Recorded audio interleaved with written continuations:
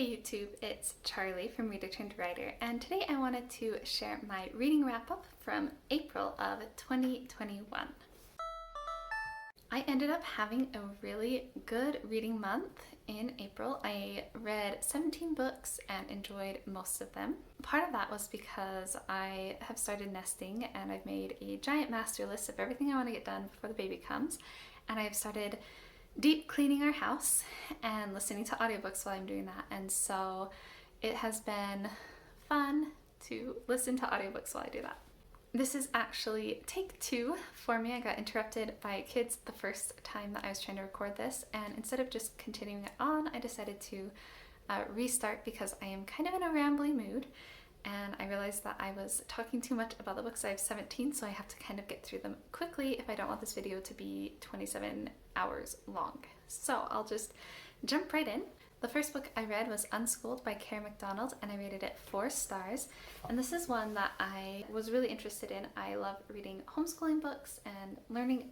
I loved learning more about unschooling. I had heard a little bit about it. I prefer the term interest-led learning. I wouldn't say that we unschool, but we do try and do interest or child-led learning as much as we can with our own kids. And I loved this book because it had a lot of statistics. It shared a lot of concepts that I really agree with or just really loved learning about. It taught me more about unschooling. I knew a little bit about it, but I felt like I learned a lot more about it from this book. I did knock it down a star because I felt like the author was very biased against schools, and it came through really strongly sometimes. And so sometimes she would say things and I was like, yeah. So I didn't agree with everything that was in the book, but I did, the stuff that was pro-unschooling or pro-interest-led learning, I absolutely loved, and especially the first half of the book. The second half of the book was more focused on schools that were leaning more towards unschooling or institutions, and I was more interested in the home-centered part of unschooling since we do homeschool at home. Then I read 27 Ways to Find a Boyfriend by Sherry L. Tapscott, and I rated this 4 stars. This was basically exactly what you would think it was. I actually read most of this in the middle of the night. My kids woke me up and I couldn't go back to sleep because I have a really hard time going back to sleep right now when I get woken up. And so I read basically this whole book. And it is that kind of book where you can just sit down and read the whole thing. It's really light and fun and just kind of like a cute rom-com that's clean. It wasn't quite a 5-star read for me. It wasn't like super memorable, but it was a fun read and I really enjoyed reading it. It was perfect for what I was looking for when I was so tired in the middle of the night. Then I listened to 12 Rules for Life by Jordan Peterson, and I rated this 4 stars. I read this mostly because my brother-in-law really loves Jordan Peterson, and he and my husband and I have a lot of discussions together a lot, and so it just really helped me to understand kind of some more of his beliefs and where he's coming from, and so I'm really glad I read it. There are times when Jordan Peterson is talking and I love listening to what he's saying, and there are other times that it is annoying to me or frustrating because he and I have a lot of areas where we disagree. But the one thing that I will say about Jordan Peterson for me personally is that he is always interesting. I am never bored while I'm listening to him. Even when we disagree, it is kind of, I guess, mentally stimulating to listen to him. I haven't listened to a lot of his lectures, but I have listened to like clips by him before, and this is kind of my first real dive into Jordan Peterson, and I don't know that I will go further and listen to anything else, but I will say he narrated his own, the book himself, and it was a very good audio recording. If you're going to read it, I would recommend the audiobook. Then I listened to Dave at Night by Gail Carson Levine, and I rated this 5 stars. I am really close to having read all of the books that she has written, and this is one that for some reason I didn't think that I would end up liking it, but I did end up really loving it. It's about a boy who ends up at an orphanage and just kind of his adventures as he's trying to make a better life for himself. And I loved Dave, the main character, but I really loved the side characters. The side characters that he meets and interacts with are what really made the book come alive for me. And then I read The Temporary Roomie by Sarah Adams, and this was a new release that came out in April, and it was another rom-com. I love Sarah Adams rom-coms. This one was not my absolute favorite by her, but it was still a 5-star read. This one comes after her last book. Now I can't remember the name of it. It takes place in the same world, so I would recommend reading the other one first just because you get introduced to some of the other characters in the book. But this one actually follows a lady who is pregnant and a romance that she has, and it's a hate to love romance, and it is I think it's a closed door. Well, it's really clean, but they do end up sleeping together before they are married. So if that bothers you, then this wouldn't be for you. But if you're, for me, I am okay with that as long as they are not describing intimate activities. That's usually where I draw the line, and this doesn't have any of that. And it was just really cute, and I love the protagonists of Sarah Adams rom-coms. They are always just so full of life and funny and just relatable. For the Agatha Christie challenge, I read The Big Four by Agatha Christie, and I rated it 3 stars. It is probably one of my least favorite books by her so far. It might be my least favorite. It follows Poirot, but it is like a collection of short stories that she blended together into a novel. I guess it was the first novel that came out after her mysterious disappearance. And it was just, it didn't feel like a Poirot or an Agatha Christie book to me. It was like kind of like a spy, it had like spy feel to it rather than like her typical mystery book. And honestly, I kept forgetting that it was Agatha Christie and being like, this isn't Sherlock Holmes or something. This is Agatha Christie. And it was just kind of hard for me to get through too. It was like I had to kind of force myself to pick it up again and keep reading. I was reading a little bit every day until I finished it, and it was kind of hard to get through at times.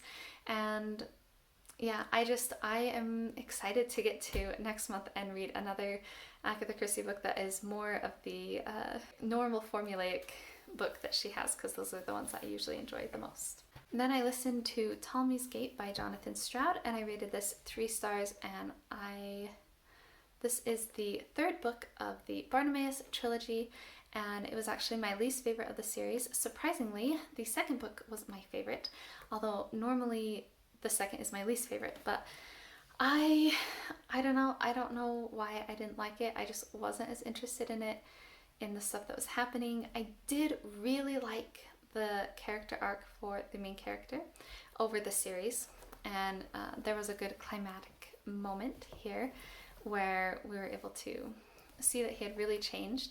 But for the most part, the ending wasn't super satisfying for me. It was a little bit predictable what was going to happen. I was able to figure out kind of what was going to happen way early on in the book, and I don't know, I just didn't care as much about this one as some of the others. And this whole series in general, I don't think was necessarily for me. My husband enjoyed it a lot more than I did. I think a teenage boy would like it a lot more than I did. So one of our read-alouds this month was The Princess in Black and the Giant Problem, and it was the final book that is out for the Princess in Black series. I don't know if she's going to write more. When we first started the series a couple years ago, this book wasn't out yet, and so I don't know if she's going to continue on more in the series. It does feel like it would be a pretty good place to end, but it's also open to where it could continue on. And my kids really loved this one. It has a cute little plot twist in it that my 6-year-old especially just found super cool, and she read ahead and then she kept spoiling it for everyone else as we were reading through it as a family, and so it was just funny because she was really excited about the plot twist. So it's a really cute series for boys and girls, really good read aloud. And then I reread Bonds That Make Us Free by C. Terry Warner, and I rated this 5 stars. And this is like kind of a spiritual self-help book, I would say. It is very focused inward and on our change of heart and how we view people and the world, and it has a lot about forgiveness, and it is honestly one of the most life-changing books that I have ever read. The first time I read it, my husband had read it. He'd been recommended it. He was really into it, so I read it and I was like, yeah, it's good. The concepts are really good, but I don't like the book itself as much. And then since then, we have talked about it a lot, and my husband has reread it actually a few times. It's like his favorite book of all times. And then rereading it, I actually loved it a lot more and got so much more out of it rereading it. And I think part of it is just that I am a lot more open to the concepts, because it is very much about you taking responsibility for your feelings and the way that you see people, and letting go of your hard feelings towards others, and that can be really hard. But it is so good. It is definitely one that I would highly, highly recommend, whether you are religious or not. A large focus of the book, a large portion of the book is not focused on religion. And then at the very end, I think he has one chapter at the end that is more focused on religion and forgiveness type things, where he shares kind of his testimony. And so it has been a really good book, and it's definitely something that I'm still learning about, and I'm obviously still trying to do. I will be trying to implement these principles for the rest of my life, because it's a book where I feel like the whole book is about, even though it's not necessarily religious, I feel like the whole book is becoming like Christ. But it's something that we can continue to work on getting better at every single day. Then I listened to As Bright as Heaven by Susan Meissner, and I rated this 5 stars, and I ended up just getting the audiobook from Audible because I was on hold for it at the library in all 3, ebook, audiobook, and hardcover, so all 3 of those. And I just didn't think I was going to actually get it this month, and I really wanted to read it this month, so I just got it on Audible. And the audiobook was very good. I would highly recommend the audiobook, and the book itself was amazing. I fell in love with the characters. I did feel like it was kind of like 2 different books. Like the first half, I feel like is focused more on the mom and the kids when they're like little, and then the second half shows her 3 girls kind of as they are older and moving into their more adult lives and things. But it was just the longer I read it, the more that I absolutely just loved it and loved the characters. The girls and I have been reading The Hobbit since the beginning of the year, and we finally finished it this month, and so that was really fun. They did enjoy it, I think, for the most part, but it was a little bit long for them, and I think that Ashton, my 6-year-old, felt that. But there were certain parts that they really loved, especially the part with Gollum and the riddles, and the part with the dragon at the end. And then, even though I have the book, I ended up actually getting, from the library, I ended up getting the audiobook of this as well because of my cleaning. And this is Just Mercy by Bryan Stevenson, and I rated it 5 stars.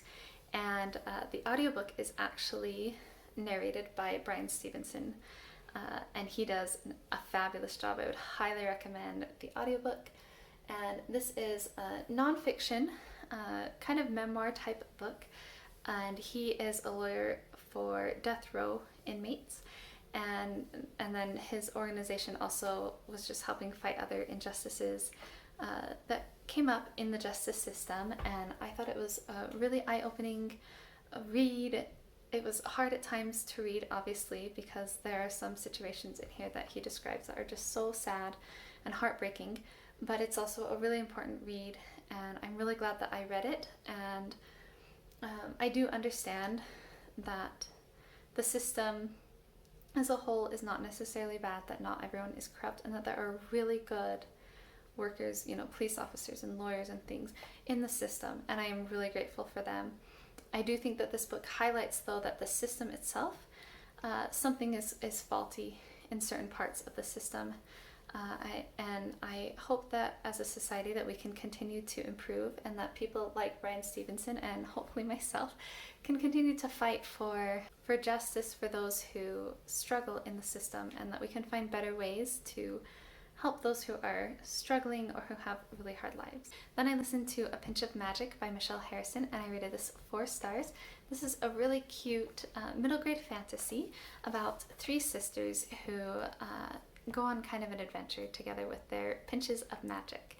And they meet some friends along the way that I really loved, and I really loved their sisterly relationship. I didn't ever grow up with sisters, but now I have sister-in-laws and stepsisters, and I think that the sisterly relationships are such a beautiful thing, And even just seeing with my own daughters, you know, when they're not fighting, I love seeing the way that they interact and love each other. And this had some really good themes and lessons in it and fun magic. It does have at times slightly darker themes or maybe darker events happen, and so I would recommend it for slightly older middle grade, probably not 6 to 8 year olds, you know. And so definitely I think 10 would be a good age for this book.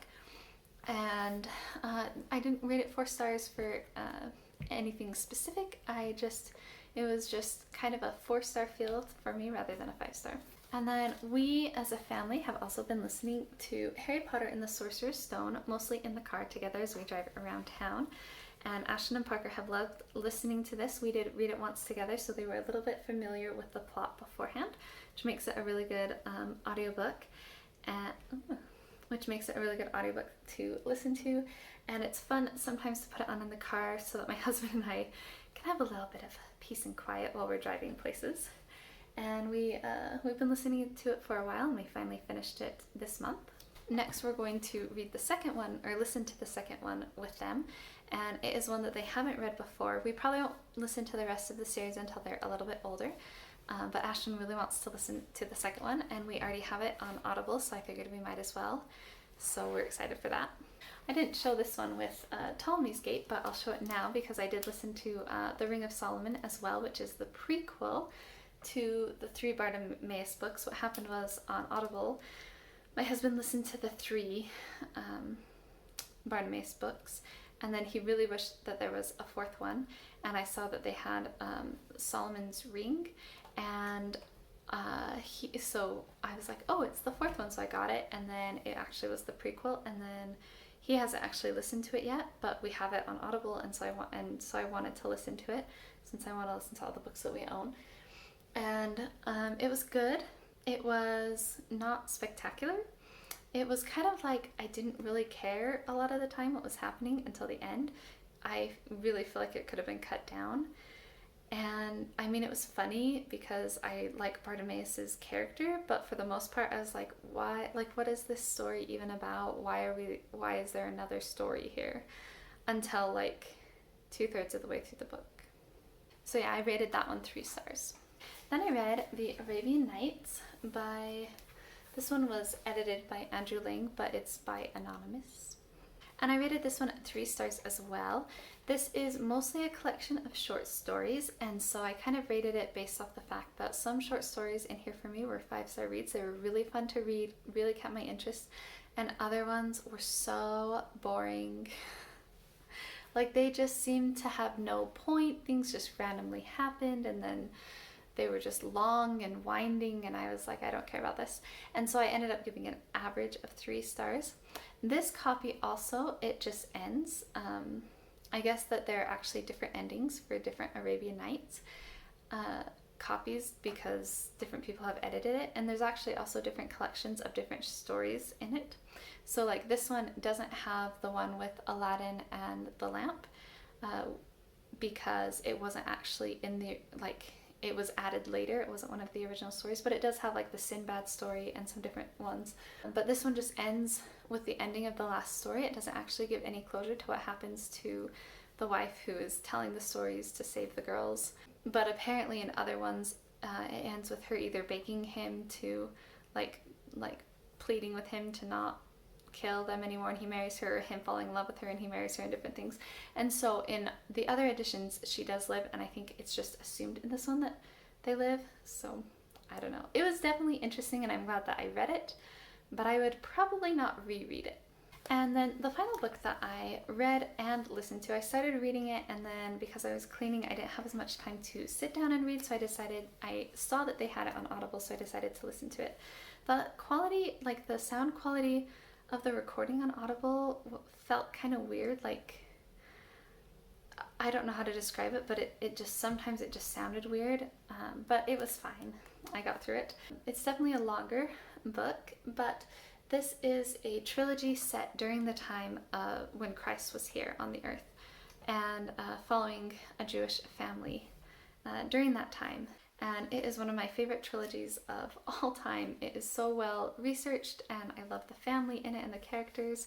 And one of the things I absolutely loved about this series is that it just really helped to bring context, bring kind of like the society and the politics alive for me from the New Testament, and just really added to my understanding of some of the things that are taught in the New Testament. And I really loved that aspect of it, like just even things like knowing the difference between the Pharisees and the Sadducees. You know, this book really makes it easy to understand those things. I do know that in some reviews they think that it is a little bit slow to start, and I can see that with trying to like keep track of the different names and people. But I didn't actually feel that. Even the first time I read it, and yeah, the third one is my favorite of the trilogy, but I still love the first one, and I rated it 5 stars. This was my main reread for the month. So those were the books that I read in April. I did end up DNFing Gemini, the second book of the Illuminae trilogy, and I really did enjoy Illuminae. The format was unique to me, and I really cared about the characters. I thought it was clever how the format worked together with the plot and everything. But the second book, it was just, I had a hard time figuring out what was going on, partially because of the format. It felt really dirty, like maybe dirtier than the first one, and that was really bothering me. And then I was just bored. And then reading reviews, I was like, yeah, I don't know that this is actually going to get much better. And then also the fact that there's a third book, like if there'd only been 2, I probably would have just pushed my way through and finished it. But since there's a third one, I just know I don't want to read another book in this format, because it's just too much work for me. And I don't enjoy it enough to put in the work for that. And so, especially considering the fact that they're not super clean. And so I decided to just DNF the rest of the trilogy and just count it as a win that I enjoyed the first Illuminae book. Now I would love to hear what you read in April, or what your favorite book from April was. Let me know in the comments below so we can chat more books. And if you like this video, don't forget to hit that thumbs up button and subscribe for lots of bookish content, reading and writing. And thank you so much for watching my video. I will see you in the next one.